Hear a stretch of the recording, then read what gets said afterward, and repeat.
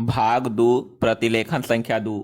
महोदय, जो एक के बाद एक आते हैं। शारीरिक आवश्यकताएं यथा भोजन, कपड़ा, मकान और आराम जीवन की मौलिक आवश्यकताएं हैं। दूसरे स्तर पर आती है सुरक्षा और भविष्य के प्रति निश्चिंतता। इनके लिए मनुष्य भांति भांति की वस्तुओं का संग्रह करता है।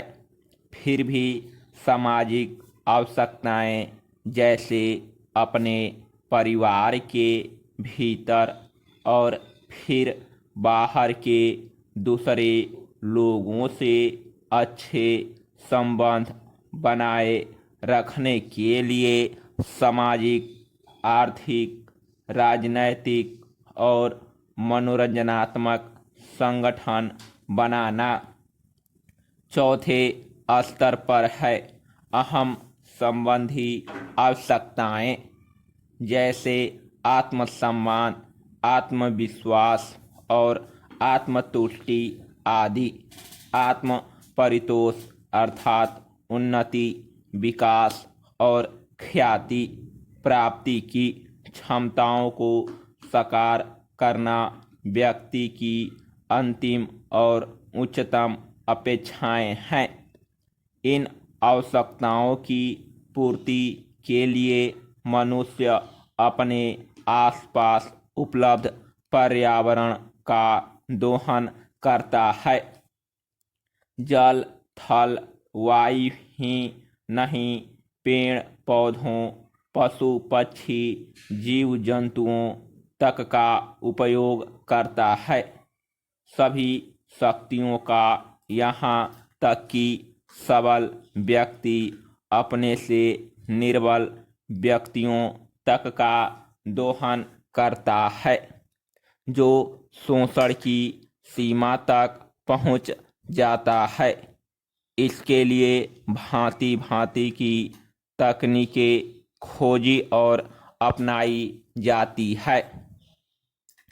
प्रौद्योगिकी ने मनुष्य को भांति भांति की आवश्यकताओं की वस्तुएं अभूतपूर्व प्रचुरता से देकर संतुष्ट किया है और आवश्यकता की सीमा रेखा भी खिसकाई है।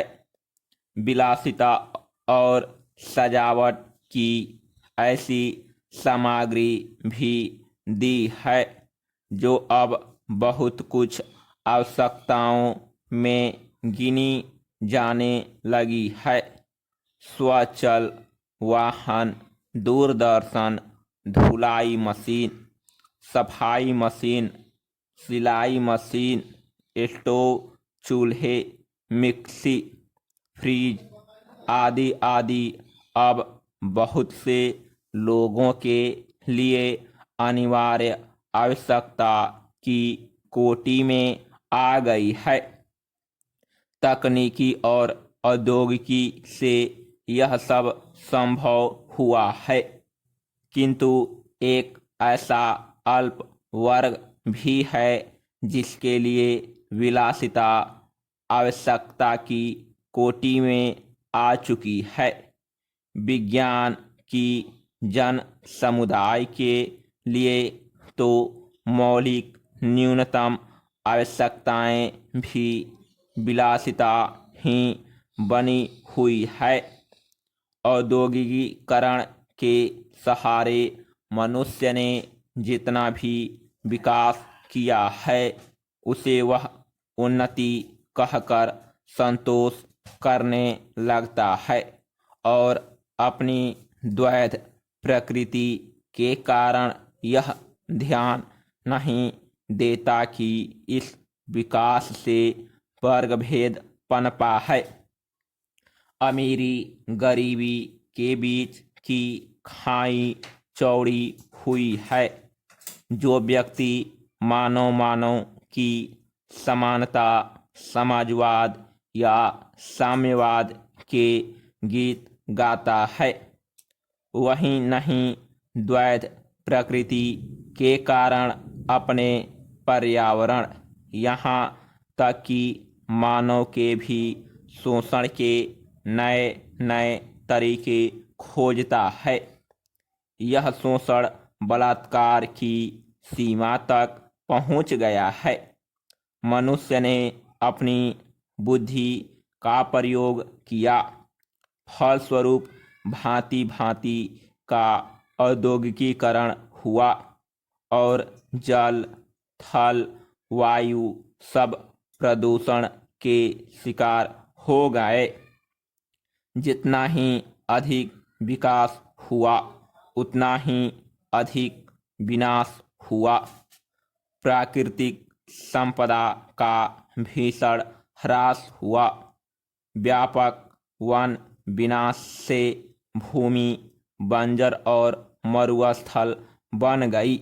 एक बड़ा हवाई जहाज एक दिन में जितनी ऑक्सीजन खर्च करता है उतनी ऑक्सीजन 17,000 हेक्टेयर वन में तैयार होती है, और वन बचे ही कितने हैं। इस उद्योग प्रधान सभ्यता का केंद्र पूंजी है और धर्म स्वार्थ है। मनुष्य मनुष्य का शोषण कर रहा है। देश देश का